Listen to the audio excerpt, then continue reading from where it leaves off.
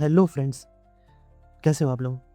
आज हम शुरू करने जा रहे हैं आपके साइंस का सेकंड चैप्टर, जो है cell, the building block of life. ये जो चैप्टर है आपकी एग्ज़ाम के हिसाब से बहुत ही इंपॉर्टेंट चैप्टर है, ठीक? और आपकी जो आगे की क्लासेस हैं उसके लिए भी बहुत ज़्यादा इंपॉर्टेंट है। अगर आप नीट की प्रिपरेशन करोगे तो उसमें भी जो आपका 11th-12th का सिलेबस है वो इसी के ऊपर बेस्ड है। मतलब आपकी जो बायोलॉजी है वो कहा जाए तो स्टार्ट ही सेल से होती है। इसीलिए पहले जो आपकी 9th की बुक में था ये चैप्टर पीछे था, बट इसको आगे लाया गया क्योंकि इसकी इंपॉर्टेंस इतनी ज़्यादा है। तो सेल होता क्या है? सेल मतलब क्या है? और हम सेल के बारे में क्यों पढ़ रहे हैं यहाँ पे? सेल जो होता है, सेल को बोला जाता है एक फंडामेंटल और स्ट्रक्चरल, ठीक, structural and functional unit of life, ठीक, द सेल है। ऐसा क्यों बोला जाता है? ठीक है, cell is a fundamental structural and functional unit of life, क्योंकि सेल ही एक ऐसा सबसे छोटी यूनिट है जो लाइफ को मेंटेन कर सकती है। ठीक, मतलब अगर आप कोई सेल है, ठीक, उसको प्रॉपर न्यूट्रिशन दो, बाहर से न्यूट्रिशन अच्छे से प्रोवाइड करो, तो ये सेल लाइफ अपनी लाइफ फॉर्म को मेंटेन कर सकती है, ठीक, जीवित रह सकती है, ठीक। अगर आप इससे छोटी कोई भी चीज़ ले लोगे, जैसे मान लो आपने न्यूक्लियस निकाल लिया, उसको आप न्यूट्रिशन दोगे, उसको सब कुछ दोगे, तो ये लाइफ को मेंटेन नहीं कर पाएगा न्यूक्लियस। माइटोकॉन्ड्रिया ले लिया, वो भी नहीं कर पाएगा, ठीक। तो सेल ही वो सबसे छोटी चीज़ है नेचर में जो लाइफ को खुद मेंटेन कर सकता है और अपने जो भी फंक्शंस हैं सब कुछ कैरी आउट कर सकता है। तो इसीलिए जो सेल है वो है structural and functional unit of life. Okay, ठीक है। तो ये जो चैप्टर है इसमें आप क्या क्या पढ़ोगे? आपके जो जो क्वेश्चन पूछे जाते हैं आपके जो फाइनल एग्जाम्स में, क्या क्या पूछे जा सकते हैं इस चैप्टर से? ये जो चैप्टर है अच्छा खासा इसका वेटेज होता है। इससे पूछा जाएगा कि प्लांट और एनिमल सेल में डिफरेंस बताओ, यूकैरियोट प्रोकैरियोट के बीच में डिफरेंस बताओ, फ्लूइड मोज़ेक मॉडल बताओ, सेल थ्योरी बताओ, माइक्रोस्कोप जो होता है उसको लेवल करने के लिए आ सकता है, ठीक है। और जो आपके सेल ऑर्गेनेल्स हैं उसके फंक्शंस पूछे जा सकते हैं, ठीक। तो ये इंपॉर्टेंट क्वेश्चन है जो इस क्वेश्चन को, तो ये जो क्वेश्चन हैं वो आपको इस चैप्टर से पूछे जा सकते हैं, ठीक है। तो इस चैप्टर को हमको गहराई में पढ़ना बहुत ज़रूरी है, बहुत ही ज़रूरी है, ठीक है। मैं इस चैप्टर को आपको एग्जाम्पल्स के साथ पढ़ाऊँगा जिससे आपको चैप्टर अच्छे से समझ में आए। तो चलिए शुरू करते हैं इस चैप्टर को। तो it is widely accepted in scientific community, जो साइंटिफिक कम्युनिटी थी है वो क्या है, जो उनके अंदर वो ज़्यादा जो एक्सेप्ट करते हैं वो ये करते हैं कि जो लाइफ है वो वाटर में ओरिजिनेट हुआ, लिक्विड वाटर में ओरिजिनेट हुआ, ठीक है। जो हमारा लाइफ ओरिजिनेट हुआ है वो लिक्विड वाटर से हुआ है। और कुछ साइंटिस्ट ऐसा मानते हैं कि ये जो है ऐसा नहीं कि ओशन में ओरिजिनेट हुआ है, वो ऐसा मानते हैं कि जो लाइफ ओरिजिनेट हुआ है वो स्मॉल वाटर पूल्स में हुआ है, छोटे छोटे जो वाटर बॉडीज़ होते हैं उसमें लाइफ ओरिजिनेट हुआ है, ना कि ओशन में। क्यों? उनका ये कहना ये है कि जो स्मॉल वाटर पूल्स हैं, ठीक है, उनके पास क्या होता है, चेंजिंग कंडीशन, उसमें हर एक वाटर पूल में कंडीशन, एनवायरमेंटल कंडीशन बदलता रहता है, ठीक। बट ओशन में ऐसा नहीं होता, ओशन का हर एक चीज़ ऑलमोस्ट कंटिन्यूस इक्वली, हमें ओशन इतनी बड़ी वाटर बॉडी है कि इसमें चीज़ों को बदलना बहुत मुश्किल है। ऐसा नहीं कि आप थोड़ा सा कोई सब्सटेंस ओशन में ऐड कर दोगे तो ओशन का जो कॉन्सेंट्रेशन है अलग अलग चीज़ों का बदल जाएगा, ऐसा नहीं होता। बट जो स्मॉल स्मॉल वाटर पूल्स होते हैं वो इन्वायरमेंट से बदल जाते हैं, क्योंकि पहले के ज़माने में एसिड रेन हुआ, इसका टेम्परेचर बढ़ गया। अगर वाटर बॉडी से कोई नीचे वॉल्केनिक कनेक्शन हो गया तो ये इसका टेम्परेचर बढ़ जाएगा, ठीक है। या फिर कोई और केमिकल सब्सटेंस में वॉश आउट होकर इसमें आ गया तो इसकी कंडीशंस बदल जाएंगी। तो लाइफ ऐसे ही किसी जो चेंजिंग पैटर्न हो रहा है उसमें ओरिजिनेट हुआ होगा, ना कि ओशन जैसे बड़े बॉडी में, ठीक है। इसका एग्जांपल दिया है हॉट, जैसे एक हॉट स्प्रिंग हो गया, ठीक है। अगर हॉट स्प्रिंग एक ऐसी जगह है जहाँ पे पानी बहुत गर्म होता है, खौलता हुआ पानी होता है ऑलमोस्ट, लाइफ वहाँ पे ओरिजिनेट कर सकता है। तो उसका एविडेंस दिया हमारे, इसका एग्जांपल है इंडिया में हॉट स्प्रिंग है, पूगा वैली लद्दाख में हॉट स्प्रिंग है। इसका टेम्परेचर बहुत ही ज़्यादा होता है जबकि ये बहुत ही कोल्ड क्लाइमेट में प्रेजेंट है। बट इसमें क्या होता है, वॉल्केनिक कनेक्शन होता है नीचे, ठीक है। वॉल्केनिक रॉक्स होती हैं जिसके नीचे लावा बह रहा होता है, तो ये जो पत्थर होते हैं इसके ऊपर ये बहुत गर्म हो जाते हैं। अगर इसके ऊपर कोई वाटर बॉडी है तो इसका पानी भी, हीट यहाँ से यहाँ ट्रांसफ़र होगी और ये पानी भी गर्म हो जाता है, ठीक। तो ऐसे हॉट स्प्रिंग्स बनते हैं। तो लाइफ ऐसी जगहों पे बना होगा ऐसा लोग मानते हैं। तो जो ऑर्गेनिज्म ऐसे गर्म जगहों, गर्म वाटर बॉडी, गर्म जगहों पे पाए जाते हैं इनको थर्मोफाइल्स बोलते हैं। थर्मो मतलब क्या होता है, हीट, फाइल्स मतलब लविंग, ठीक। उसी तरह एसिडोफाइल्स होते हैं, बेसोफाइल जो एसिड लविंग होते हैं एसिडोफाइल, जो बेस लविंग होते हैं वो बेसोफाइल्स होते हैं, ठीक है। तो ऐसे ऐसे जो हमारी प्रिमिटिव लाइफ थी वो बहुत ही मतलब एक्सट्रीम कंडीशंस को विदस्टैंड करने वाली थी, क्योंकि हमारी लाइफ जो अर्थ है, अर्थ इनिशियल स्टेजेस में जब लाइफ डेवलप हो रहा था तो वो बहुत ही एक्सट्रीम चीज़ें यहाँ पे होती थी। अभी तो इन्वायरमेंट स्टेबल है, क्लाइमेट स्टेबल है, हर चीज़ स्टेबल है, बट जो अर्थ की इनिशियल जो टाइम था जब लाइफ ओरिजिनेट कर रही थी तब बहुत एक्सट्रीम कंडीशंस थे। तो उसमें ऑर्गेनिज्म भी उसी तरीके के डेवलप, आज भी कुछ कुछ जैसे वॉल्केनो जहाँ पे है वहाँ के वाटर बॉडीज़ में, ठीक, ऐसे थर्मोफाइल्स प्रेजेंट हैं, एसिडोफाइल्स प्रेजेंट है, जो नॉर्मल बैक्टीरिया या फिर जो माइक्रो ऑर्गेनिज्म जो सर्वाइव नहीं कर सकते बट वो सर्वाइव कर रहे हैं। और एक सॉल्ट वाला भी होता है, सॉल्ट वाले का नाम मेरे को एग्जैक्ट नहीं याद आ रहा है, बट एक्सट्रीम कंडीशंस में भी लाइफ पॉसिबल होती है। अब यहाँ पे देखिए लखनऊ में एक इंस्टीट्यूट है, Birbal Sahni institute of palaeo science. जो पैलियो साइंस होता है ये क्या होता है, ये पैलियो साइंस का क्या मतलब, पैलियो साइंस साइंस की वो ब्रांच है जो डील करती है साइंस की जो डीपेस्ट पास्ट, जो अर्थ का जो डीपेस्ट पास्ट होता है, मतलब अर्थ की हिस्ट्री, ठीक, अर्थ की हिस्ट्री। इसमें आप क्या देखते हो कि पुराने समय में अर्थ की जियोलॉजी कैसी थी, ठीक, यहाँ पे लाइफ किस फॉर्म में था, जियोलॉजी मतलब अर्थ की स्टडी, यहाँ पे कैसे माउंटेन्स, कैसे माउंटेन्स थे, कैसे लेक्स थे, किस तरीके के प्लांट वगैरह थे, उसमें लाइफ, आप हर एक चीज़ को पढ़ते हो। एंशियंट जो अर्थ की डीपेस्ट हिस्ट्री में जाके अर्थ की जो स्टडी होती है वो होती है पैलियो साइंस।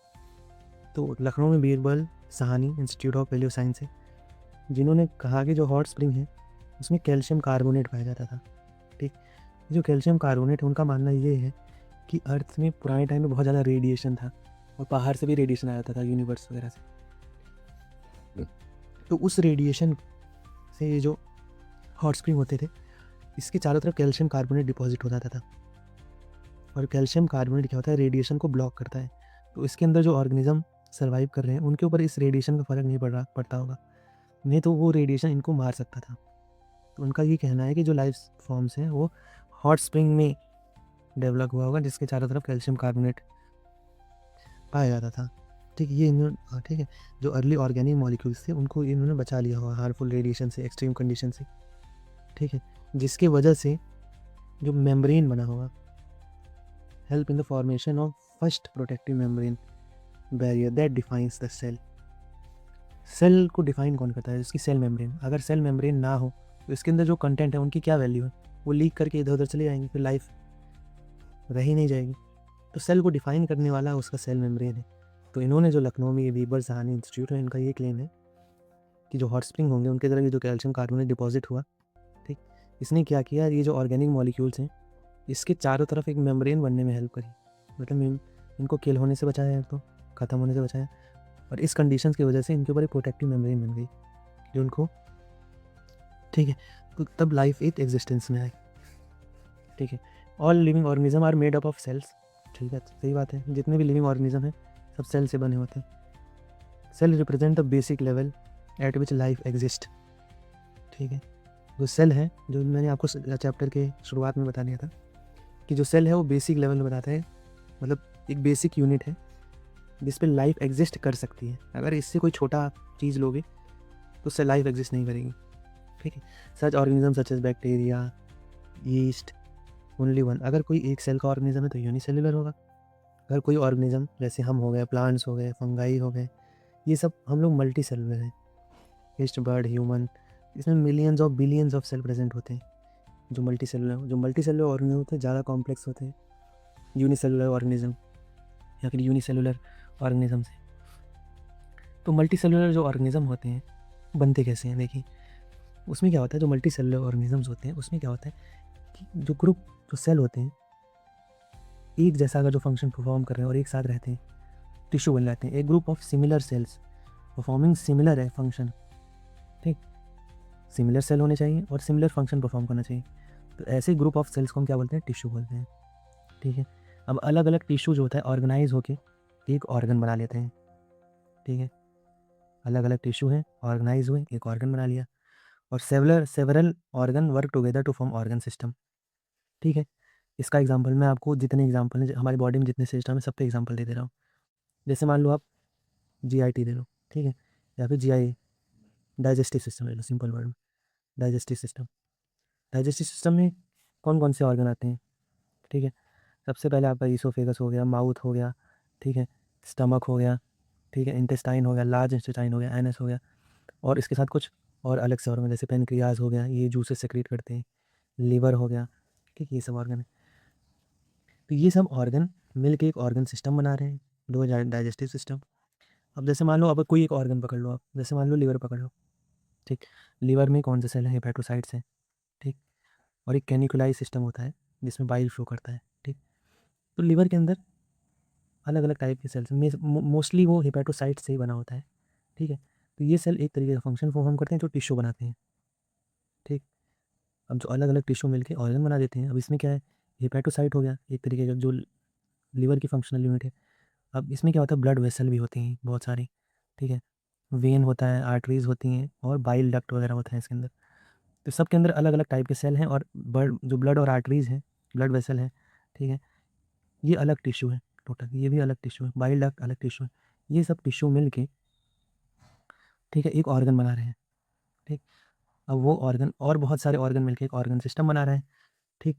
आई होप आपको ये बात बहुत अच्छे से समझ में आ गई। इसी तरह मान लो यहाँ पे आपको एग्जांपल दिया हुआ है रेस्पिरेटरी सिस्टम का, ठीक है। रेस्पिरेटरी सिस्टम कहाँ से शुरू होता है, जो नेजल ओपनिंग होती है वहाँ से शुरू होता है, नेजल कैविटी हो गया, ट्रेकिया हो गया, लंग्स हो गया, ठीक। अब जो जो हमारे नाक है, ठीक, उसमें बहुत तरीके के सेल्स पाए जाते हैं, जो ग्रुप में एक साथ होते हैं तो टिश्यू बन जाते हैं, तो बहुत सारे टिश्यू मिल जाते हैं अलग अलग टाइप के, तो एक ऑर्गन बन जाता है, ठीक।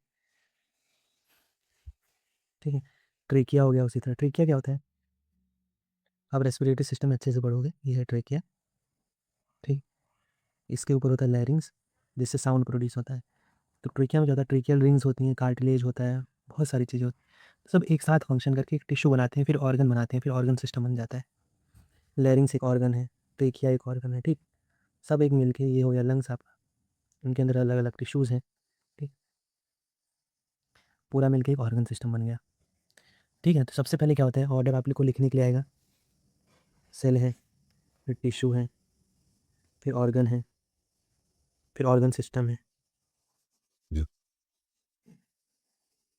ठीक। इस तरीके से काम होता है। Even when cell are organized into tissue, organ, or organ system, the cell remains the fundamental unit of structure and function of living organism. ये देखिए कितनी अच्छी बात लिखी है। इसमें ये बताया जा रहा है कि भले ही जितने भी सेल और ये जो सेल ऑर्गेनाइज करके टिश्यू ऑर्गन ऑर्गन सिस्टम सब कुछ बना रहे हैं, बट सेल तब भी fundamental unit of structure of function life है। क्यों? क्योंकि अगर हम किसी सेल को निकालें और उसको सब कुछ प्रोवाइड करें, एक सेल को लाइफ को सस्टेन करने के लिए सेल के पास सब कुछ है। जैसे मान लो, जैसे हमारे हमारी बॉडी को जीने के लिए हमें लंग्स चाहिए, ठीक, डाइजेस्टिव सिस्टम चाहिए, ठीक, एक्सक्रीटरी सिस्टम चाहिए, ठीक। एक सेल के पास अकेले वो सब कुछ है।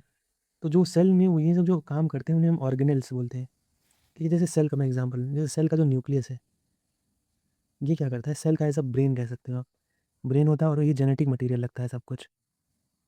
माइटोकॉन्ड्रिया क्या होता है, ये एनर्जी बनाता है, ठीक, एनर्जी बनाता है ये, ठीक। और आप क्या कह सकते हो, जैसे मान लो लाइजोसोम, लाइजोसोम एक्सक्रीटरी सिस्टम की तरह काम करता है, ठीक है। जो आपका राइबोसोम है वो प्रोटीन बनाता है, ठीक। जो ईआर और गोल्गी बॉडीज़ है, ये सब पैकेजिंग में काम आते हैं, ठीक। तो देखिए जो हमारे बॉडी में जो जो काम है, हर एक चीज़ वो सेल के अंदर भी उसी तरीके के ऑर्गेनेल्स हैं, और सेल को जिंदा रखने के लिए उनका बहुत बड़ा रोल है, जो कि आप यहाँ देख पा रहे हो। तो इसीलिए जो सेल है वो फंडामेंटल यूनिट है, structure and functional of living organism, fundamental unit of structure and function in a living organism है सेल। क्योंकि सेल अपना सारा काम खुद से ही कर सकता है, अगर हम उसे वो फेवरेबल कंडीशन दें, फेवरेबल न्यूट्रिशन प्रोवाइड करें, तो सेल अकेले एग्जिस्ट कर सकता है, इसीलिए अकेले लाइफ को मेंटेन कर सकता है, इसीलिए सेल क्या है हमारा fundamentals unit of structure and function in all living organism, ठीक है। अब यहाँ पे वही सब चीज़ लिखी हुई है, this makes wonder how much cell perform, how how such tiny cell perform so many different activities are different component, ठीक। इस आगे बताया अब कि सेल कैसे कम्युनिकेट करता है एक दूसरे से, ये सब हम पढ़ेंगे आगे। क्या सेल हमेशा ज़िंदा रहता है या मर जाता है? ठीक, ये सब क्वेश्चंस के हम सब के जवाब आगे चल के पढ़ेंगे। देखिए ये चैप्टर कितना इंटरेस्टिंग है कि सेल के बारे में हमें सब कुछ जानकारी मिलेगी इस चैप्टर में, जो एक लाइफ का बेसिक यूनिट है। अगर आप साइंस मतलब बायोलॉजी अगर नहीं लेते हो तब भी आपके लिए ये चैप्टर बहुत इंपॉर्टेंट है। ठीक, एक लाइफ को समझने के लिए कि लाइफ होती है। अब हाउ टू स्टडी सेल, तो हम सेल को कैसे पढ़ें? सेल तो इतना छोटा है कि हम उसको अपनी आंखों से देख नहीं सकते, तो उसको पढ़ें कैसे? ठीक है, तो यहाँ पे कुछ फिजिक्स का आपको समझाया गया है कॉन्सेप्ट, देखिए आप, जो आप 11th में अच्छे से पढ़ोगे। लिमिट ऑफ रेजोल्यूशन, यहाँ तो बहुत बेसिक लेवल पे बताया है।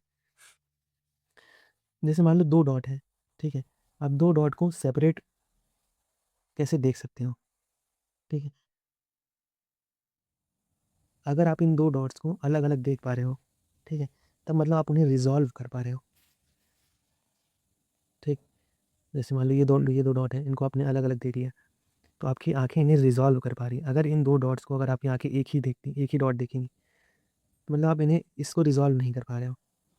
रिजॉल्व मतलब 2 पॉइंट्स को अलग अलग आइडेंटिफाई कर पाना, यही होता है रिजॉल्वेबिलिटी। ठीक, तो ये आपके विजन के लिए बहुत इंपॉर्टेंट होता है। अगर आप किसी बहुत छोटी चीज़ को देख रहे हो या बहुत दूर की चीज़ स्काई में देख रहे हो, तो जो ये रेजोल्यूशन है इसका बहुत इंपॉर्टेंट रोल आ जाता है। ठीक, कि आप उसको देख पाओगे कि नहीं देख पाओगे। उसको तभी देख सकते हो जब आप उसे रिजॉल्व कर पाओ। उसके जैसे सेल है, सेल के अंदर 2 पॉइंट ले लिया आप, सेल के अंदर कैसे देख पाओगे? अगर आप जैसे मान लो माइटोकॉन्ड्रिया न्यूक्लियस है, अब आप उन्हें अलग अलग देख ही नहीं सकते। मान लो मैं एक एग्जाम्पल बता रहा हूँ, ऐसा तो आप सेल को ही नहीं देख सकते। जैसे मान लो आपने देख लिया, तो जब आप उनको आइडेंटिफाई नहीं कर पाओगे, जैसे मान लो 2 बगल बगल के सेल हैं, ठीक, अब आप उन 2 सेल को उसके चारों तरफ की जो चीज़ें हैं उनसे आप अलग करके देख ही नहीं पा रहे हो, तो आप उसको तो कैसे देखोगे? ठीक, ये है रिजॉल्वेबिलिटी या फिर लिमिट ऑफ रेजोल्यूशन। यह एग्जांपल दिया है, जो नियर पॉइंट पे अगर हमने किसी चीज़ को रखा है, नियर पॉइंट हमारा 25 सेंटीमीटर होता है, ठीक है, नियर पॉइंट में हमारी रिजॉल्वेबिलिटी है 0.1 mm की। मतलब अगर हमने अपनी आंखों से कोई चीज़ 25 सेंटीमीटर की दूरी पे रखा है, ठीक, 2 पॉइंट को अगर इनके बीच की दूरी 0.1 mm से अगर कम हुई तो आप इसको नहीं देख पाओगे। 0.1 mm या 0.1 mm हो, ठीक, या उससे ज़्यादा हो। अगर 0.1 mm से ज़्यादा होगी तभी आप उसे रिजॉल्व कर पाओगे, उसे देख पाओगे अलग अलग 2 पॉइंट्स को। ठीक, ये आप इस कॉन्सेप्ट को आप बहुत अच्छे से पढ़ोगे 11th क्लास में। अभी आपको यहाँ पे थोड़ा कम समझ में आएगा, ठीक है, बट इसको आप बहुत अच्छे तरीके से 11th क्लास में पढ़ोगे, जहाँ पे आप लाइट और waves, 11th I think 12th में, जहाँ पे आपको लाइट और वेव्स वगैरह ऐसा पढ़ाया जाएगा, वहाँ भी है। ठीक है, तो आप अभी अपने इस लेवल पे इतना याद रखो, ये 25 सेंटीमीटर वाले डेफिनेशन याद रखो। अगर नियर पॉइंट पे, ठीक, अगर कोई ऑब्जेक्ट कोई 2 पॉइंट के बीच डिस्टेंस अगर 0.1 mm से कम है, तो हम उसे रिजॉल्व नहीं कर सकते। उसको रिजॉल्व करने के लिए उन दोनों के बीच की डिस्टेंस मोर देन 0.1 mm होनी चाहिए। ठीक है, ये वाला याद रख लो जो यहाँ पे लिखा हुआ है, इस पॉइंट को इतना लिख लो। इसी को इतना आप लिख लोगे, वे इसका डेफिनेशन होगा। Limit of resolution of human eye is, limit of resolution of human eye is 0.1 mm at near point that is 25 centimetre. मतलब 25 सेंटीमीटर का 0.1 mm को रिजॉल्व कर पाओगे। आगे बढ़ते हैं। Cell is usually too small, ठीक है, ये बात ठीक है। तो जब इतना छोटा है तो बायोलॉजिस्ट ने इसको पढ़ा कैसे, इसको समझा कैसे और बताया कैसे कि ये structure of functional unit of life है? इसके लिए हमें जो इंस्ट्रूमेंट लगा वो है माइक्रोस्कोप। ठीक, माइक्रोस्कोप की मदद से हमने सेल को जूम किया, मैग्नीफाई किया और फिर हमने उसके अंदर देखा। ठीक, तो देखिए आगे माइक्रोस्कोप के बारे में बताया गया आपको। तो हमको सेल के जो ऑर्गेनल्स हैं, सेल के जो पार्ट्स हैं, उसको देखने के लिए माइक्रोस्कोप की ज़रूरत पड़ती है। तो चलिए पढ़ते हैं माइक्रोस्कोप के बारे में। ठीक है, तो आपने कन्वेक्स लेंस के बारे में सुना होगा। ठीक, कन्वेक्स लेंस क्या होता है? इस तरीके का जो लेंस होता है ये होता है कन्वेक्स लेंस, ये होता है कॉन्केव लेंस। ठीक, जो कन्वेक्स लेंस होता है वो बल्ज बल्ज होता है, बल्ज आउटसाइड होता है। ये ग्लास का बना होता है, ये बल्ज होता है बाहर की तरफ। जो कन्वेक्स लेंस होता है वो हमको इमेज क्या होता है, बड़े साइज़ की दिखाता है, मैग्नीफाइड दिखाता है। तो जो आपकी माइक्रोस्कोप है उसमें जो लेंस यूज़ होता है वो कन्वेक्स लेंस यूज़ होता है। ठीक है, कन्वेक्स लेंस अगर एक कन्वेक्स लेंस बना हुआ है तो सिंपल बोल सकते हैं, सिंपल माइक्रोस्कोप।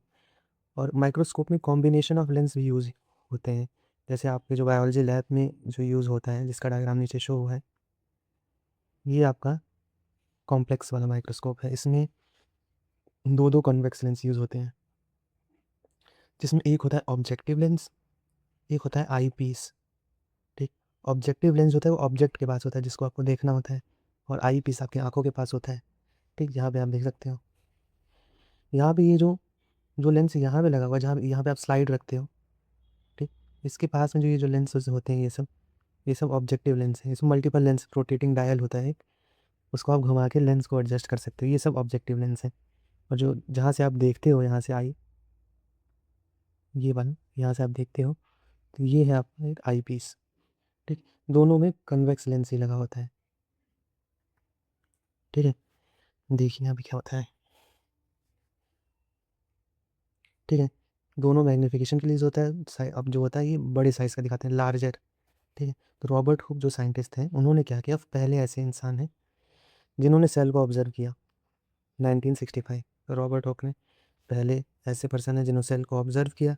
उन्होंने एक सेल्फ डिज़ाइंड माइक्रोस्कोप, खुद से डिज़ाइन किया अपना माइक्रोस्कोप, जिसकी मैग्नीफिकेशन 200 to 300 टाइम्स थी।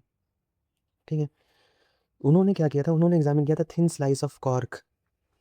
ठीक, जो कॉर्क आता है, जो बॉटल्स में लगा होता है शैम्पेन वगैरह के, ठीक, जो शराब की बोतलें आती हैं महंगी महंगी वाली, उनके ऊपर एक कॉर्क लगा होता है, जिसको पार्टीज़ में आपने देखा है लोग शेक करके उड़ाते हैं। तो उन्होंने वैसा कॉर्क लिया कुछ, उसको उसका छोटा स्लाइस बनाया, और जब उन्होंने उसको माइक्रोस्कोप के अंदर देखा, तो स्मॉल बॉक्सेस लाइक कंपार्टमेंट देखे हैं, स्मॉल बॉक्सेस लाइक, जिसको उन्होंने नाम दिया सेल या सेल्स। कहीं कहीं वो लिखा जाता है वो हनी कोम लाइक अपियरेंस मिला उन्हें, जैसे मधुमक्खी के छत्तों के अंदर ऐसा नहीं बना होता, उस टाइप का कहीं कहीं पे लिखा होता है बॉक्सेस। आपके एनसीईआरटी में स्मॉल बॉक्सेस लिखा है, तो स्मॉल बॉक्सेस याद करो। जो सेल का असली मतलब होता है ना, सेल का असली मतलब होता है कोठरी या फिर कोई कमरा। ठीक, तो जब उन्होंने देखा ये जो थिन स्लाइस ऑफ कॉर्क था, ये डेड सेल था, इसमें इनको दिखा गया था, सेल वॉल दिखे थे। प्लांट सेल तो मर गया, ठीक, जो सेल सेल मर गया तो उसमें बचा क्या, बचा आपका वही कॉर्क या फिर सेल वॉल। जैसे जो लकड़ी सूख जाती है, जो लकड़ी मर जाती है, उस लकड़ी में क्या बचा है आपका, यही सेल वॉल बचा है। ठीक, क्योंकि जो और लिक्विड कंपोनेंट है, जो आप उसका प्लाज्मा है, सेल मेम्ब्रेन है, वो सब तो निकल जाता है, बट जो सेल वॉल होती है वो हार्ड होती है, वो बची रह जाती है। ठीक, तो जो रॉबर्ट हुक जिन्होंने देखा, उन्होंने क्या देखा, ये सेल देखा, जो डेड सेल देखा। ठीक, एक बॉक्स लाइक कंपार्टमेंट देखा उन्होंने, और उन्होंने उसका नाम दे दिया एक सेल्स। ठीक, अब आपके स्कूल जो लेबोरेटरीज़ हैं, वहाँ पे भी माइक्रोस्कोप रखे होते हैं। ठीक, जो जिनके अंदर अलग अलग लेंसेज लगे होते हैं, जैसे 10x 40x, ठीक, और एक 100x का भी आता है, जिसको ऑयल इमर्जन, मतलब ऑयल लग रखना पड़ता है यहाँ पे लेंस और स्लाइड के बीच। ठीक, पर जनरली जो स्कूल लेवल पे ये 10x और 40x यूज़ होता है मैग्नीफिकेशन के लिए, वो यहाँ पे लिखा होता है, इस पर नंबरिंग लिखी होती है। जो ऑब्जेक्ट लेंसेज है वहाँ पे 10x 40x ऐसे लिखा रहता है, आप इसको देख के पहचान सकते हो। तो ये इससे आप करते क्या हो, ये क्या करता है, आपको बेटर मैग्नीफिकेशन और रेजोल्यूशन प्रोवाइड करता है। रेजोल्यूशन मतलब वही दो पॉइंट के बीच को, अगर आप दो पॉइंट को अगर अलग अलग आइडेंटिफाई कर पा रहे हो, तो आपको रेजोल्यूशन है। अगर दो पॉइंट को एक ही पॉइंट की तरफ आइडेंटिफाई कर रहे हो, मतलब उसको रिजॉल्व नहीं कर पा रहे, तो लेंस से ही काम करता है, मैग्नीफिकेशन करता है और रेजोल्यूशन प्रोवाइड करता है। ठीक है, आपके स्कूल लैब में आप जाके इसके अलग अलग जो पार्ट्स हैं उसको देख के इसको याद कर सकते हो। मैं आपको भी याद करा देता हूँ। देखो, लैब में एक हॉर्स शू शेप या फिर सी शेप का स्ट्रक्चर होता है, ये वाला भारी हिस्सा होता है, इसी के ऊपर ये माइक्रोस्कोप लिखा होता है, इसको बेस बोलते हैं। किसी भी चीज़ का जो नीचे वाला पोर्शन होता है वो बेस ही होता है, तो माइक्रोस्कोप का भी जो नीचे वाला हिस्सा होगा, सी शेप या हॉर्स शू शेप का स्ट्रक्चर होता है, इसको बेस बोलते हैं। ठीक है, और यहाँ पे इसके ऊपर एक मिरर लगा होता है। ठीक है, ठीक, लाइट क्या होता है, अब तो लाइट वाले माइक्रोस्कोप भी आ जा गए, पहले के ज़माने में सनलाइट को यूज़ किया जाता था, इसको एडजस्ट करते थे ताकि सनलाइट इस पर ऐसे पड़े और रिफ्लेक्ट होकर ऊपर जाए और यहाँ से आपके सीधा आंखों में जाए, जैसे आप इसको इमेज को देख पाओ। बट अब क्या आता है, यहाँ पे इनबिल्ट लाइट लगा होता है, यहाँ से चमकता है तो लाइट ऐसे जाती है। ठीक है, पहले ऐसे मिरर वाले आते थे। तो ये मिरर हो गया, यहाँ पे स्टेज हो गया, ये स्टेज जो रेक्टेंगुलर जो है जहाँ पे आप स्लाइड रखते हो। ठीक, और ये क्लिप होता है, क्लिप को स्लाइड रखने के बाद आप क्लिप को इसके ऊपर फिक्स कर देते हो, जिसकी वजह से स्लाइड मूव नहीं करती है। ठीक है, इस स्टेज के ऊपर एक छोटा सा छेद होता है जिससे लाइट इसके इसके थ्रू स्लाइड से होते हुए ऑब्जेक्ट लेंस से होते हुए आई पीस तक पहुँचती है। ठीक है, फिर आप स्लाइड रखोगे, फिर सबसे पहले आप होता है इसको जो कोर्स एडजस्टमेंट नॉब होता है, इसको आप एडजस्ट करते हो। इसको इस तरह एडजस्ट करते हो कि जो आपको जो आपके ऊपर स्लाइड के ऊपर जो आपने स्लाइड रखा है कुछ भी, वो दिखने लगे, भले ही ब्लर सा दिखे, ब्लर दिखे बट दिखने लगे। धीरे धीरे करके आप एडजस्ट करते हो, ब्लर दिखता है। फिर उस ब्लर दिखने के बाद आप इस फाइन एडजस्टमेंट नॉब को एडजस्ट करते हो, जिसकी वजह से क्लैरिटी बढ़ने लगती है। फाइन एडजस्टमेंट नॉब से क्लैरिटी बढ़ती है। इससे जो होता है वो ऑब्जेक्ट जो आपके फोकस वाली रेंज में आ जाता है, इससे आपको ऑब्जेक्ट दिखने लगता है। और फाइन वाले से क्लैरिटी बढ़ती है, आप और माइन्यूट चेंजेस करते हो इसकी लेंथ में। जब आप इसको घुमाते हो तो ये आपका आई पीस और ये ऑब्जेक्ट लेंस ऊपर नीचे घूमता है थोड़ा। ये वाला जो पोर्शन है ऊपर नीचे, ऊपर या नीचे होगा, ठीक। उससे आप इसको एडजस्ट कर सकते हो। ये है आई पीस जहाँ आप रखते हो, ये है बॉडी ट्यूब, ठीक। ये है ऑब्जेक्ट लेंस, स्टेज बता दिया मैंने, फाइन नॉब, और ये हैंडल जहाँ से आप इसको पकड़ते हो। अगर मान लो आपको माइक्रोस्कोप को उठा के कहीं और रखना है तो किसी और पार्ट को पकड़ोगे तो डैमेज कर सकते हो, इसलिए इसके इसके हैंडल को पकड़ते हैं हमेशा। अगर इसको उठाना है, घुमाना है, टर्न करना है तो हमेशा इसके हैंडल को पकड़ के मूव करते हैं, ठीक। बाकी सब चीज़ें कमज़ोर होती हैं, फ्रेजाइल होती हैं, टूट सकती हैं, इसलिए आपको अगर इसको मूव करना है तो हैंडल से पकड़िए। क्या क्या पार्ट हो गया, बेस हो गया, मिरर हो गया, स्टेज हो गया, ऑब्जेक्टिव लेंस हो गया, बॉडी हो गया, बॉडी ट्यूब, आई पीस हो गया, कोर्स एडजस्टमेंट नॉब हो गया, फाइन एडजस्टमेंट नॉब और हैंडल हो गया, ठीक। अब कुछ कुछ माइक्रोस्कोप में इस स्टेज के नीचे कंडेंसर लगा होता है, ठीक। इस स्टेज के नीचे कंडेंसर लगा होता है। कंडेंसर क्या करता है, जब आप उसको टर्न करोगे तो कि कितनी लाइट इसके अंदर इसके थ्रू पास करेगी, कितना अमाउंट ऑफ लाइट, वो कंडेंसर डिसाइड करता है, ठीक। जैसे मान लो बहुत ब्राइट सन है, बहुत लाइट बहुत ब्राइट है, तो ब्राइट लाइट से आपको चीज़ें उतनी अच्छी नहीं दिखेगी। कॉन्ट्रास्ट को आप जो होता है बढ़ा घटा सकते हो कंडेंसर से, ठीक। कितना अमाउंट ऑफ लाइट इससे गुजर रहा है वो इसके नीचे, इस स्टेज के नीचे ही कंडेंसर लगा होता है, वहाँ से आप एडजस्ट करते हो। तो आप देख लो पार्ट आएगा तो पार्ट आप लिख लोगे दिमाग में सोच सोच के। सबसे नीचे बेस होता है, मिरर होता है, हैंडल होता है, ठीक है। उसके बाद स्टेज होता है, आई पीस होता है, ठीक है। ऑब्जेक्टिव लेंस होता है, बॉडी ट्यूब होता है, कोर्स एडजस्टमेंट नोट और फाइन एडजस्टमेंट नोट। आपको याद हो गया होगा आई होप, ठीक है। अब देखिए यहाँ पे एक एक्टिविटी दी हुई है, उसको देखते हैं, ठीक है। जो आई पीस हो है ना, इसका जो मैग्नीफिकेशन पावर 10 है, जनरली 10 होता है, 10 रहता है, और इसका 10 40 कुछ भी हो सकता है। तो आप टोटल मैग्नीफिकेशन कैसे निकालोगे, इसका 10 ऑलरेडी अगर आपने 40 वाला लगा दिया तो 400 टाइम्स हो जाता है मैग्नीफिकेशन, ठीक है। अगर आपने आई पीस वाला 10 है, ऑब्जेक्टिव वाला भी यहाँ पे आपने 10 वाला यहाँ इसके नीचे रखा है तो 100 हो जाएगा, ठीक। इसलिए अगर 10 वाला है तो आपको 100x दिखता है मैग्नीफाइड, 40 वाला लगा है तो 400 टाइम्स आपको दिखता है जूम, ठीक है। अब देखते हैं, let us estimate the size of a cell. यहाँ पे आपकी एक एक्टिविटी दी हुई है कि आपको सेल का साइज़ कैसे आप पता करोगे। देखिए मैं आपको इसको अच्छे से एक्सप्लेन कर दे रहा हूँ, ये एक्टिविटी मैंने पढ़ रखी है पहले ही, तो आपको बता दे रहा हूँ। जब आप कोई स्लाइड लगाते हो, ठीक, और आई पीस से आप देखते हो, इस आई पीस से जब आप देखते हो तो आपको एक स्लाइड के अंदर, जैसे मान लो यहाँ पे आपने फिक्स किया है, तो आपको एक सर्कुलर जोन दिखता है, बस इतना हिस्सा दिखेगा जहाँ से लाइट आ रही है, ठीक है। एक सर्कल दिखता है, मान लो मैं इसको बड़े साइज से दिखाना हो गया, ये सर्कल हो गया, ठीक। इतना ही आप एरिया देख पाते हो जब तक आप इसे रोटेट करके स्लाइड को आगे पीछे ना करो। स्लाइड को यहाँ रोटेटिंग होता है, स्लाइड को आप मूव करके आगे पीछे कर सकते हो, बट तब भी आपको एक सर्कुलर रीजन ही दिखेगा, ठीक।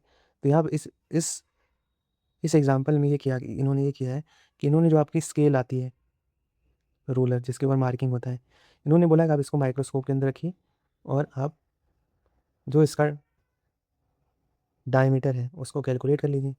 यहाँ आपने रूलर रख लिया और मान लो कैलकुलेट कर लिया, इनके हिसाब से मान लो 5 mm आया है। ये जो लेंथ है, ये जो आपका डायमीटर है वो 5 mm आया है, ठीक है। 5 mm। अब ये जो 5 mm ये फिक्स है, आप इसका मैग्नीफिकेशन चेंज ना करें, जो आपने मैग्नीफिकेशन रखा है ऑब्जेक्टिव लेंस का वही रखें, ठीक है। 5 mm। अब उसके बाद क्या करें, आप एक स्लाइड लें, स्लाइड के ऊपर अनियन अनियन जो आपका पील है उसको रखें, जो अनियन पील रखेंगे तो वो भी इसको पूरा कवर कर लेगा, और इसमें बहुत सारे सेल आपको दिखेंगे, ठीक। बहुत सारे ऐसे ऐसे सेल दिखेंगे। तो इन्होंने बोला है कि ये नंबर ऑफ सेल काउंट कर लो, नंबर ऑफ सेल काउंट कर लोगे तो हमको एक सेल का कितना साइज़ है वो पता चल जाएगा। तो इन्होंने देखो इसे ऐसे कैलकुलेट किया है, डायमीटर इन्होंने निकाल लिया 5 mm है। अब इन्होंने जो सेल काउंट किया है, देखो यहाँ पे लिखा हुआ है कन्वर्ट द डायमीटर माइक्रोमीटर, ठीक है। 5 mm उसको माइक्रोमीटर में कन्वर्ट किया, remove the ruler, focus on the side and count the number of cell, ठीक है। नंबर ऑफ सेल काउंट कर लिया है। तब साइज़ के एक साइज़ का आप कैसे बताओ, यूनिटरी मेथड लगा दो आपको, जैसे मान लो इसको माइक्रोमीटर में कन्वर्ट करता हूँ, 5 × 10⁻3, 5 मतलब 1 mm इक्वल्स टू 10⁻3 माइक्रोमीटर, ठीक है। तो 5 = 5000 हो गया, 5000 माइक्रोमीटर, ठीक है। तो यूनिटरी मेथड लगा लो, अगर इतने लेंथ में मान लो 20 आ रहे हैं, यहाँ को क्या एग्जांपल लिया है इन्होंने, 20 25 लिया है, चलो 25 ले लेते हैं, चलो मान लो 25 सेल आ रहे हैं, ठीक है, इस लेंथ में। मतलब ये जो डायमीटर वाला हिस्सा है, जब हमने इसमें सेल को अरेंज किया लाइन वाइज तो 25 सेल आ गए, ठीक। तो 25 सेल का जो लेंथ है, 25 सेल का जो लेंथ है वो आया है 5000 माइक्रोमीटर। तो एक सेल का लेंथ कितना होगा, सीधा डिवाइड कर दो इसको, 5000 डिवाइड बाई 25 माइक्रोमीटर, ये आ गया आपका कितना, 200 माइक्रोमीटर का आपका एक सेल लेंथ हो गया, ठीक है। जो एक सेल का जो डायमीटर है, एक सेल का जो लेंथ आया है वो 200 माइक्रोमीटर है। देखिए यहाँ पे भी इन्होंने कैलकुलेट किया है, ठीक है, सीधी बात है। आई होप आपको ये समझ में आ गया। हमने क्या किया, जब भी आप माइक्रोस्कोप से देखते हो आपको एक सर्कुलर रीजन दिखता है, ठीक है, एक सर्कल दिखता है। तो हमने क्या किया, यहाँ पे एक स्केल रख के उसका डायमीटर नाप लिया, ठीक है, डायमीटर नाप लिया। डायमीटर कितना आया, डायमीटर आया 5 mm, ठीक है, 5 mm आ गया, इसको कन्वर्ट कर लिया है तो 5000 माइक्रोमीटर आ गया। अब क्या किया, हमने एक स्लाइड लिया, स्लाइड बिना मैग्नीफिकेशन चेंज किए हुए स्लाइड लिया, स्लाइड को उसके ऊपर अनियन पील लगा दिया, अनियन पील जितने नंबर ऑफ सेल इस पे आए हमने उसको गिन लिया। अब एक सेल हमको निकालना है, एक सेल का कितना लेंथ है तो सीधा डिवाइड कर दिया, इससे आंसर आ गया हमारा। आई होप आपको समझ होगा, सिंपल सा है, ईजिली आप कर सकते हो लैब में, ठीक है। ये आ गया। अब यहाँ पे वही चीज़ समझाया है कि जो मैंने आपको पहले बता दिया था, जो जनरली आई पीस होता है उसका मैग्नीफिकेशन 10 होता है। तो अगर ऑब्जेक्टिव लेंस का मैग्नीफिकेशन 10 रखोगे तो जो टोटल मैग्नीफिकेशन होता है मल्टीप्लाई हो जाता है दोनों का, तो यहाँ 100 हो जाएगा, 100 टाइम मैग्नीफिकेशन, ठीक है। तो यहाँ पर देखिए इस पैराग्राफ में ये चीज़ समझाया गया है कि ऑब्जेक्टिव जो लेंस होता है उसका 10 होता है, और जो ऑब्जेक्टिव आपने मान लो 10 रखा था और आई पीस का वो हमेशा 10 ही होता है, तो 100 टाइम्स आपको ज़्यादा बड़ा दिखेगा। जो आप माइक्रोस्कोप में देख रहे हो, सब चीज़ें अच्छे से पहचान पा रहे हो, असल में वो है 200 माइक्रोमीटर को आप 100 गुना बढ़ा करके देख पा रहे हो, ठीक, माइक्रोस्कोप की मदद से। असल में उसकी साइज़ है 200 माइक्रोमीटर, ठीक है, यहाँ पे यही चीज़ लिखी हुई है।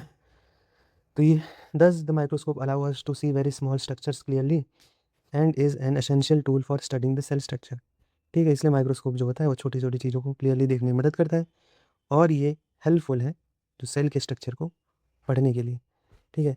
Over the year scientist have improve microscope bye improving 3 main factor. Microscope तुम्हारा क्या क्या काम करता है, मैग्नीफाई करता है, चीज़ों को बड़ा दिखाता है, कॉन्ट्रास्ट बढ़ाता है, कॉन्ट्रास्ट मतलब जो कलर के डिफरेंस हैं उनको आपको बताता है। मतलब ब्राइटनेस जनरली होती है ना, अगर बहुत चीज़ों को बहुत ब्राइट कर दोगे तो आप जो उस कलर के अलग अलग शेड्स हैं उसको पहचान नहीं पाओगे, ठीक है, सब एक ही जैसा दिखेगा। तो इसलिए वही होता है कंट्रास्ट, कि वो अपने बैकग्राउंड से या फिर अपनी अगल बगल की चीज़ों से कितना डिफरेंट आप उसको देख पा रहे हो, यही कंट्रास्ट होता है, ठीक है। और रेजोल्यूशन, क्लैरिटी, ठीक है, वो कितना क्लियर है, ब्लर, अगर कोई चीज़ बहुत धुंधली है, रेजोल्यूशन मतलब दो, अगर आपने दो पॉइंट को अलग अलग देख लिया, मतलब उनको सेपरेट आइडेंटिफाई कर लिया, अगर आप उनको सेपरेट आइडेंटिफाई नहीं कर पाओगे तो इमेज आपकी कैसी होगी, ब्लरी होगी, ब्लर्ड दिखेगी।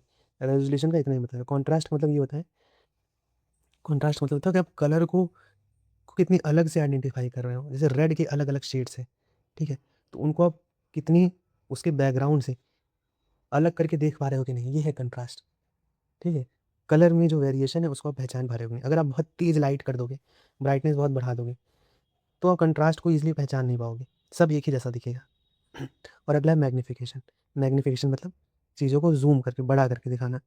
तो साइंटिस्ट ने ओवर द ईयर इन्हीं माइक्रोस्कोप को इम्प्रूव किया है। उस इम्प्रूवमेंट में तीन तीन, एक तो रेजोल्यूशन को अच्छा किया है, कॉन्ट्रास्ट को बढ़ाया है, और मैग्नीफिकेशन को बढ़ाया है, ठीक है। These improvement have turn into my powerful tool for studying cells, ठीक है। अब look at the picture of the lower surface of colocasia leaf observed under the scanning electron microscope। ये जो एग्जांपल दिया है यहाँ पे कोलोकेशिया एक प्लांट होता है, ठीक है, घर में सजाने वजाने के काम में एस्थेटिक प्लांट है, यूज़ होता है, बड़ी बड़ी पत्तियाँ होती हैं इसकी, आप इंटरनेट पे देख सकते हो। उसके अंडर सरफेस को देखा गया इलेक्ट्रॉन माइक्रोस्कोप से, ठीक, और आपको यहाँ भी दिख रहा है स्टोमेटा है, ये देखिए बीच में छेद है, ठीक है, ये है स्टोमेटा, ये गार्ड सेल।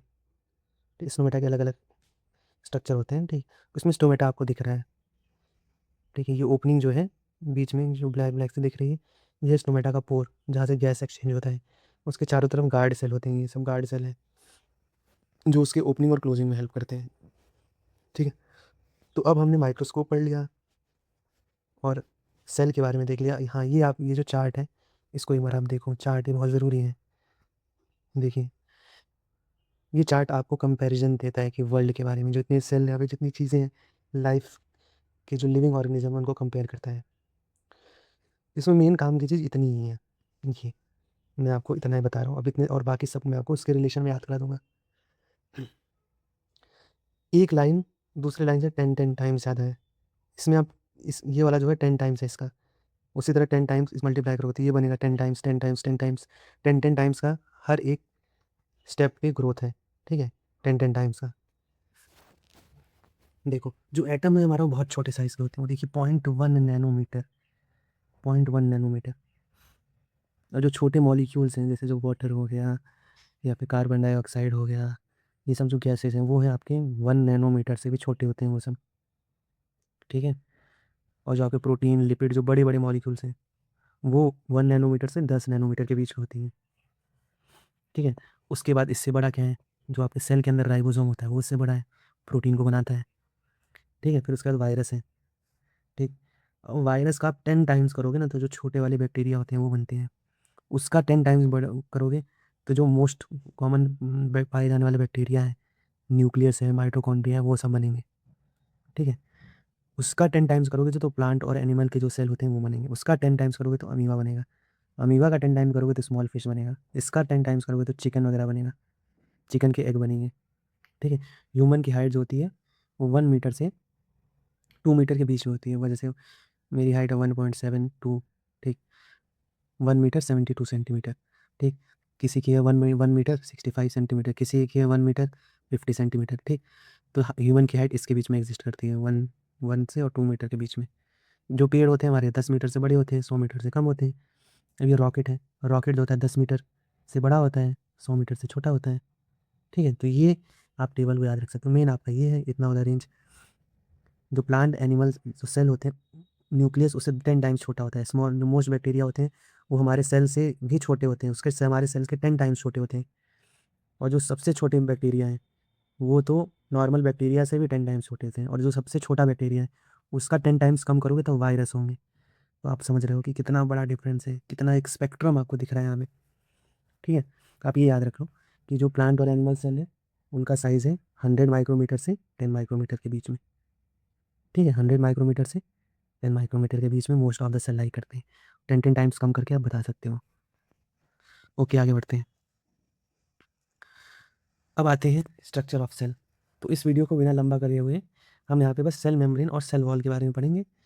इसके नेक्स्ट वीडियो में हम आपके बाकी ऑर्गेनल्स के बारे में बात करेंगे, ठीक है। तो देखिए जो स्ट्रक्चर ऑफ सेल होता है, सेल को स्ट्रक्चर प्रोवाइड करने के लिए दो ऑर्गेनल्स मेनली प्रेजेंट होते हैं, एक सेल मेम्ब्रेन और सेल वॉल, ठीक है। देखिए पढ़ते हैं, you have learn that cell are organised into specialised tissue and organ collective for specific function. पुरानी बात करी गई है। For these cells to function as a unit, they must be able to interact with one another and with their surrounding. These interactions occur at a boundary where substances move between the cell and their external environment. Even a single cell organism exchange material and respond to the environment through the cell membrane. देखिए cell membrane की importance बताई गई आपको। जैसे आपका घर है, आपके घर की एक बाउंड्री होगी, एक एंट्रेंस होगा, जो आपके घर की बाउंड्री है, ठीक, अगर उसमें छोटे छोटे गेट्स लग जाएँ, ठीक, तो एक वो सेल मेम्ब्रेन को ही रिप्रेजेंट करेगा। अगर मान लीजिए आपके घर में आप कोई सब्ज़ी वाला आता है, ठीक, तो आप सब्ज़ी यहाँ से बाहर से बाउंड्री से लेते हो, घर के बाहर से जो गेट है वहाँ से सब्ज़ी अंदर लेते हो, दूध वाला आ गया दूध वहाँ से लेते हो, ठीक।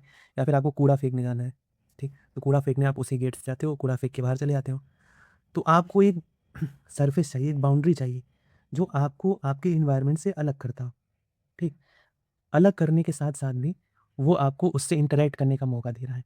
जैसे जो आपका घर का जो गेट है, दरवाज़ा बंद कर दिया तो आप सराउंडिंग से, इन्वायरमेंट से अलग हो गए, आइसोलेटेड हो गए। अब दरवाज़ा खोल दिया तो आप उससे इंटरेक्ट कर सकते हो, कोई चीज़ ले सकते हो, ठीक, कोई चीज़ बाहर फेंक सकते हो, ठीक। उसी तरह हमारा सेल मेम्ब्रेन भी है। सेल मेम्ब्रेन हमको आउटर इन्वायरमेंट से प्रोटेक्ट तो करता है सेल्स को, बट एक एक्सचेंज, एक इंटरैक्ट करने का भी मौका देता है। यहाँ पे देखिए यही चीज़ यहाँ पे लिखी हुई है। मैंने उसको आपको और अच्छे से तरीके से समझा दिया। इंटरेक्शन में हेल्प करता है, इंटरैक्ट वन अनदर, एक दूसरे, आप उसी दरवाजे से जाके पड़ोसी से भी बात करते हो और बाहर की चीज़ों से भी इंटरेक्ट करते हो, ठीक।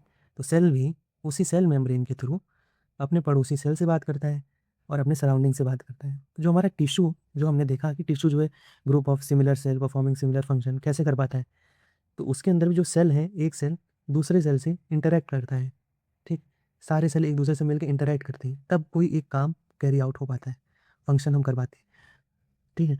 तो उसी चीज़ को यहाँ पे समझाया है कि जो हमारे सेल हैं एक दूसरे से इंटरैक्ट करते हैं और अपने सराउंडिंग से भी इंटरैक्ट करते हैं। मैंने इसका एनालॉजी भी आपको दिया है, घर वाला, घर की जो बाउंड्री है या फिर घर का जो आपका एंट्रेंस है, ठीक है, उस पे जो गेट लगा हुआ है वो आप एक क्या बोलते हैं, एक चैनल की तरह है, ठीक है, जहाँ से आप चीज़ों को इंटरैक्ट करते हो, चीज़ें एक्सचेंज करते हो। उसी तरह हमारा सेल मेम्ब्रेन भी है, ठीक है, जो एक आउटर वॉल की तरह एक बाउंड्री बनाता है सेल का, जो ऐसे हमारी घर की बाउंड्री होती है, जैसे सेल की बाउंड्री सेल मेम्ब्रेन बना रहा है। Okay, cell membrane the universal feature of the cell.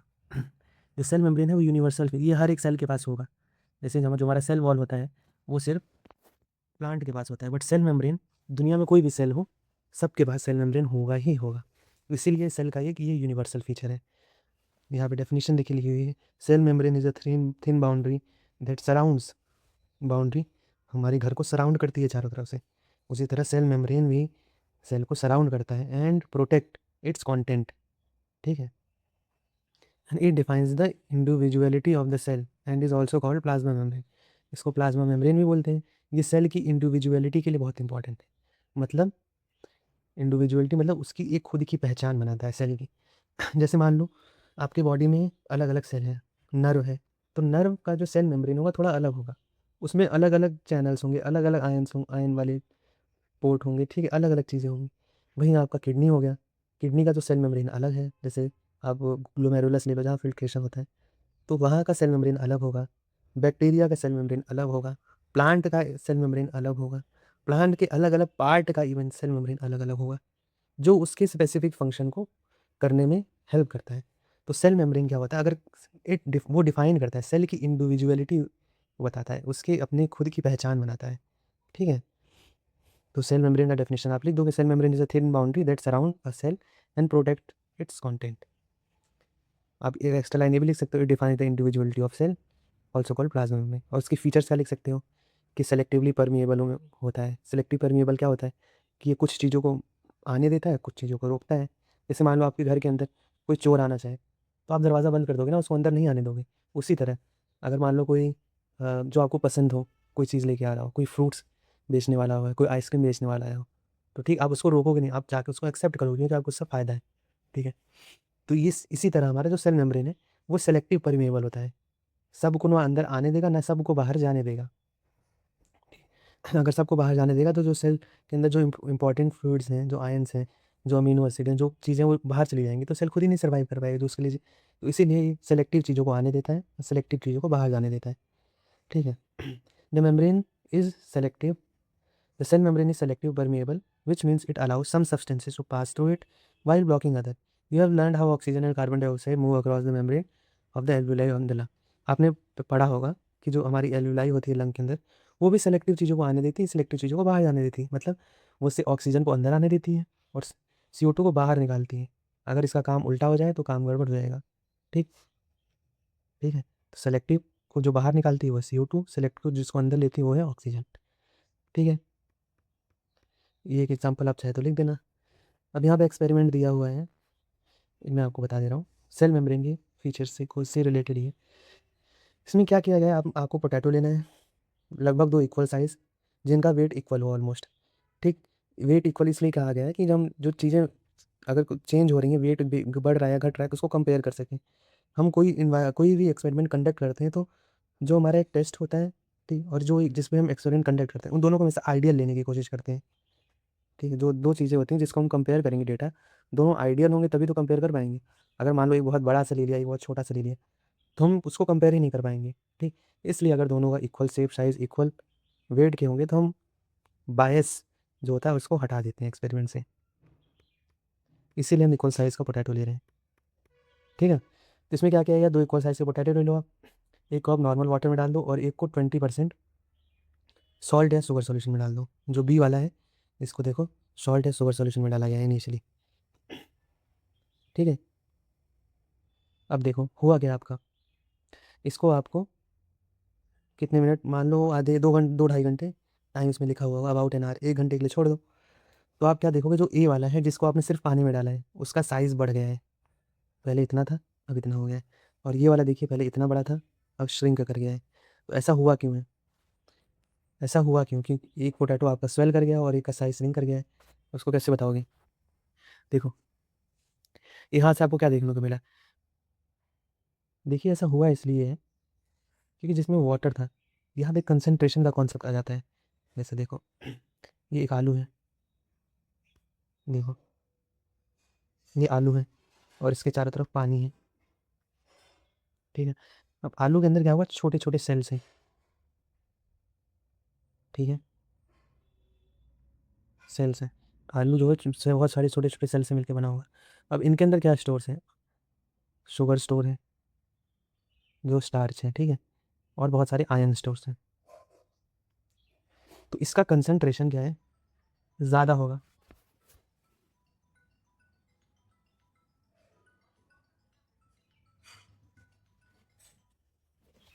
ठीक है। तो इसके अंदर आयन्स है तो इसके अंदर जो लिक्विड भरा है इन सेल्स के अंदर उसका क्या होगा, कंसंट्रेशन ज़्यादा होगा, ठीक, कंसंट्रेशन ज़्यादा होगा। और इधर क्या है, सिर्फ पानी भरा है, ठीक, पानी भरा है। तो पानी का क्या अगर देखा जाए, ये सेल है, ठीक, और चारों तरफ से पानी है, तो पानी कहाँ ज़्यादा है, जैसे कंसंट्रेशन तो सेल कंसंट्रेशन जो होता है सल्यूट का देखा जाता है मेनली, ठीक है, जो उसके अंदर कम मात्रा में, जैसे शुगर और आयन है, ठीक है। तो शुगर और आयन यहाँ पर इस आलू के अंदर भरे हैं, इस पानी के अंदर नहीं है। इस जो सेल है आलू का इसके अंदर पानी कम है, इसको पानी चाहिए, ठीक है। तो पानी क्या करेगा, पानी अपने हायर कंसंट्रेशन से लोअर कंसंट्रेशन की तरफ मूव करेगा, ठीक है। और जब पानी इसके अंदर भर जाएगा, क्योंकि पानी बाहर, पानी की कंसंट्रेशन बाहर से पानी है, 100% बाहर से 100% पानी है, अंदर मान लो पानी के साथ और भी इसके अंदर और चीज़ें मिली हुई हैं, तो पानी क्या होगा, अंदर से बाहर से अंदर की तरफ जाने लगेगा, इस कंसंट्रेशन की को इक्वल करने की कोशिश करेगा, ठीक है। और ये जो सेल है हमारा ये स्वेल कर जाएगा, पानी को एब्जॉर्ब कर लेगा और मतलब मोटा हो जाएगा, ठीक, मोटा हो जाएगा। तो जिसकी वजह से यहाँ पे इसके अंदर मिलियंस ऑफ सेल होंगे तो सब अपनी साइज़ को बढ़ा लेंगे और ये स्वेल कर जाएगा, ठीक है। अब आपके दिमाग में आएगा जो इसके अंदर शुगर है, आयन्स हैं, बाहर तो कोई आयन शुगर है नहीं, वो बाहर क्यों नहीं जा रहे हैं, वो इसलिए नहीं जा पा रहे हैं क्योंकि इस आलू के सेल के ऊपर एक सेलेक्टिव परमिएबल मेम्ब्रेन है, सेल मेम्ब्रेन इसका सेलेक्टिव परमिएबल है, ये हर एक चीज़ को अंदर बाहर नहीं जाने दे सकते। शुगर है, शुगर मतलब इसका फूड स्टोरेज, अपने खाने को क्यों ये बाहर जाने देगा, तो इसलिए ये शुगर चाहता तो है बाहर जाना बट जा नहीं पाएगा क्योंकि सेलेक्टिव परमिएबल मेम्ब्रेन है। आई होप आपको ये बात समझ में आ गई होगी, ठीक है।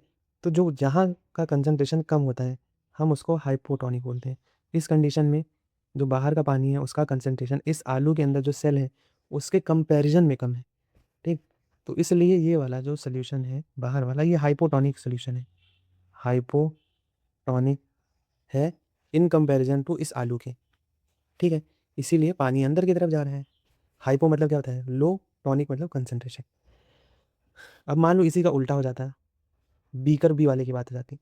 बीकर बी में क्या हो रहा है कि बाहर आपने शुगर बहुत सारा मिला दिया, 20% बहुत ज़्यादा शुगर होता है, ठीक है। तो अब क्या होगा कि ये जो आलू है इस आलू से क्या होगा कि पानी इधर कम है, पानी का कंसंट्रेशन इधर कम हो गया, ठीक है, पानी इधर ज़्यादा है, ठीक, पानी इधर ज़्यादा है तो पानी इधर से इधर बाहर निकलने की कोशिश करेगा ताकि कंसंट्रेशन पानी की इक्वल हो जाए, ठीक। तो जिस वजह से ये आलू क्या हो जाएगा, श्रिंक हो जाएगा, छोटा हो जाएगा, ठीक, कंसंट्रेशन को इक्वलाइज करने के लिए। तो देखिए जो जो मोशन ऑफ पार्टिकल होता है वो हमेशा to their higher concentration to the lower concentration होता है, ठीक। यहाँ हम किसकी बात करें, सॉल्वेंट की बात कर रहे हैं जिसके अंदर चीज़ें घोली गई हैं, या हम पानी के मूवमेंट की बात करें तो हम कंसंट्रेशन भी सॉल्वेंट का ही देखेंगे, पानी का देखेंगे, ठीक। तो पानी का कंसंट्रेशन जहाँ भी ज़्यादा है वहाँ से कम की तरफ जाने की कोशिश करेगा, ठीक है, समझ गए बात आप। अब यहाँ भी क्या है, पानी का कंसंट्रेशन इस आलू के अंदर कम है, ठीक है, आलू के अंदर पानी कम है, ठीक है, आलू के अंदर वाटर क्या है, कम है, तो वाटर आलू से बाहर आना चाह रहा है, ठीक है, तो इसीलिए इसका ये आलू श्रिंक कर जा रहा है। बट जब हम हाइपरटोनिक और हाइपरटोनिक की बात करते हैं, वहाँ हम सल्यूट का कंसंट्रेशन देखते हैं। समझ गए बात आप? सल्यूट का कंसंट्रेशन है कि जो उसके अंदर चीज़ें मिली हुई हैं, जैसे इसमें शुगर या सॉल्ट जो मिला हुआ है, हम उसका कंसंट्रेशन देख के तो डिसाइड करते हैं। अब अगर इस पानी का हमको कंसंट्रेशन बताना जाए, तो इस पानी में सॉल्ट वॉल्ट ज़्यादा है या फिर शुगर जो है ज़्यादा है, तो ये क्या हो जाएगा, हाइपरटोनिक हो जाएगा, हाइपरटोनिक। ठीक, ये जो सोल्यूशन है ये हाइपरटोनिक टू द इस पोटैटो के चंक से। आई होप आपको बात समझ में आ रही है। हम किसी चीज़ को हाइपरटोनिक या हाइपोटोनिक जब भी बताते हैं, तो उसके जो सल्यूट का कंसंट्रेशन होता है उसको सॉल्यूट का जो कंसंट्रेशन होता है उसको कंसिडर करते हैं, ठीक है, तब हम बताते हैं। ओके, तो और इसी का उल्टा हो जाएगा सॉल्वेंट के केस में। जहाँ पे सल्यूट का कंसंट्रेशन ज़्यादा होता है, जहाँ पे सॉल्यूट का कंसंट्रेशन अगर ज़्यादा होगा, वहाँ पे सॉल्वेंट का कंसंट्रेशन कम होगा, ठीक। जहाँ पे सॉल्यूट का कंसंट्रेशन ज़्यादा होगा, मतलब कम होगा, वहाँ पे सॉल्वेंट का कंसंट्रेशन ज़्यादा होगा। और जब हम किसी सेमी परमेबल मेम्ब्रेन से मूवमेंट की बात करते हैं, तो सॉल्यूट का मूवमेंट नहीं होता, सिर्फ सॉल्वेंट का मूवमेंट होता है। और सॉल्वेंट का मूवमेंट जहाँ पे सॉल्वेंट ज़्यादा है, वहाँ से कम की तरफ मूवमेंट होगा, ठीक है। या फिर इनडायरेक्टली जहाँ पे सॉल्यूट का कंसंट्रेशन कम है, वहाँ से ज़्यादा वाले कंसंट्रेशन की तरफ पानी का मूवमेंट होता है, ठीक है। आई होप आपको बात समझ में आ गई होगी। मैं फिर से समझा दूंगा आपको इस बात को, अगर आप बोलोगे तो। एक नया वीडियो बना के इसको फिर से मैं समझा सकता हूँ। देखो, फिलहाल आप यहाँ देखो,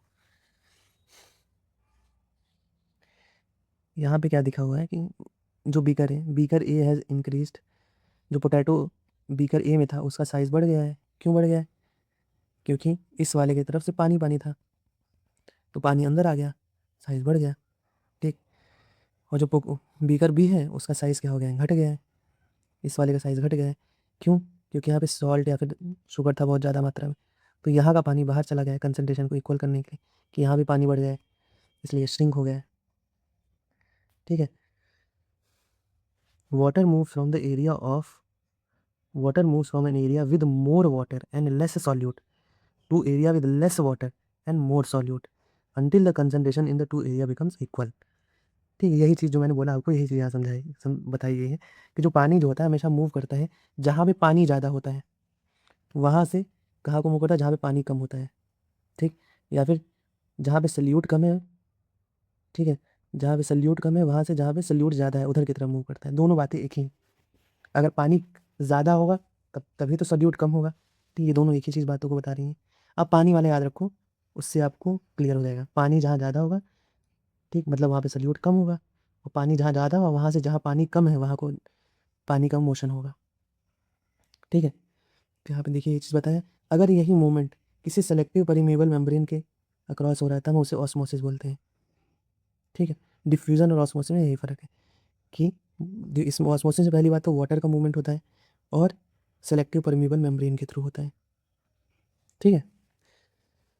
तो ऑस्मोसिस अगर आएगा तो आप कैसे लिखोगे?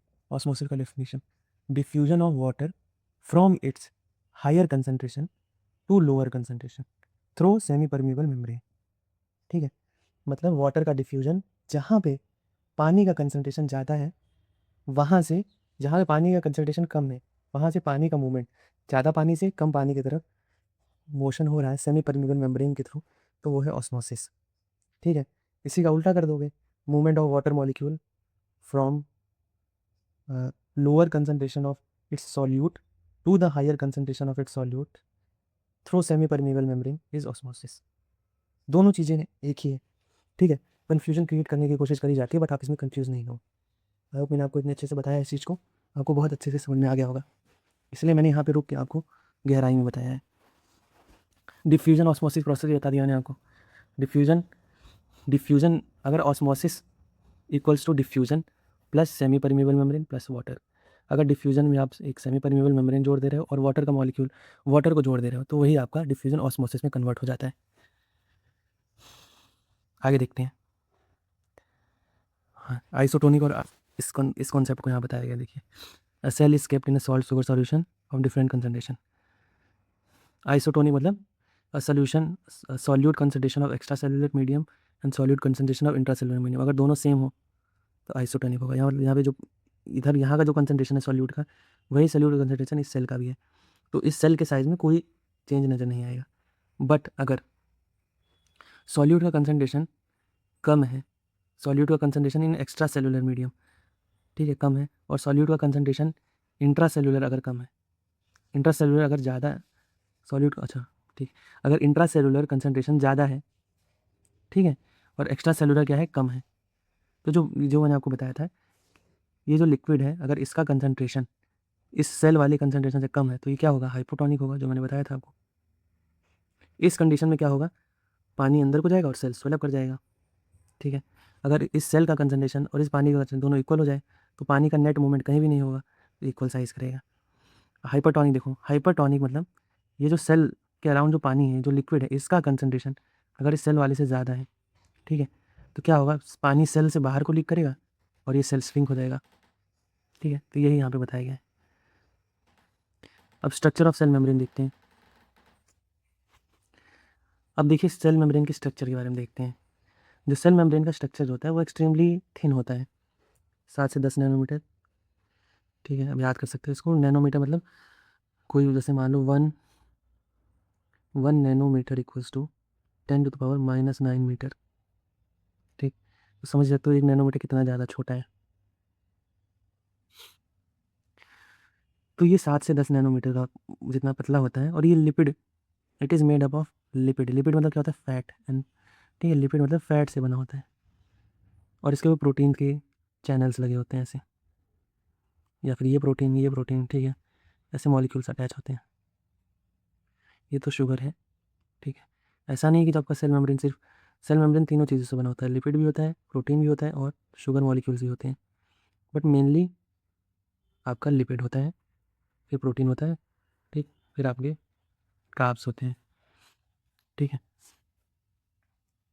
तो देखिए ये जो मॉडल है इसको हम फ्लूइड मोज़ेक मॉडल बोलते हैं सेल में। इसको याद रख सकते हो, एग्जाम में पूछा जाता है कि एक्सप्लेन फ्लूइड मोज़ेक मॉडल, तो आप ऐसे लिखोगे, fluid mosaic model is to define the structure of cell membrane, ठीक।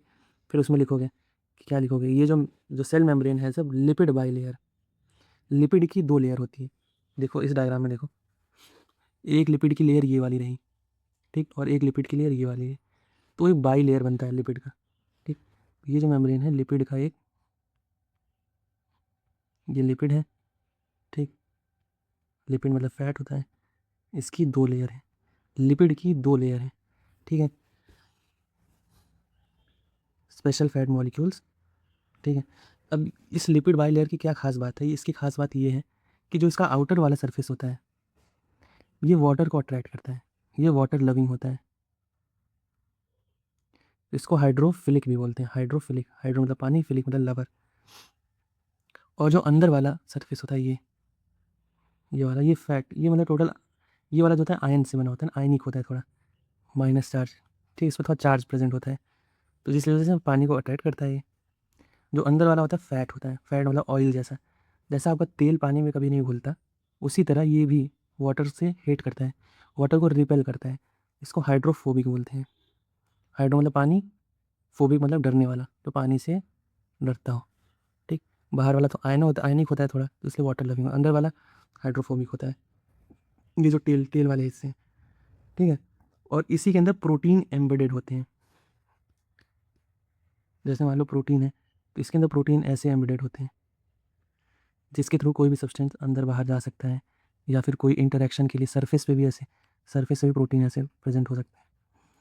तो ये आपने एक मोज़ेक आर्ट देखा होगा, वॉल आर्ट होता है, उसमें क्या होता है, दीवार पे ऐसे कांच की या मार्बल की चीज़ें ऐसे बनाई गई होती हैं, कांच के टुकड़े वगैरह, ठीक।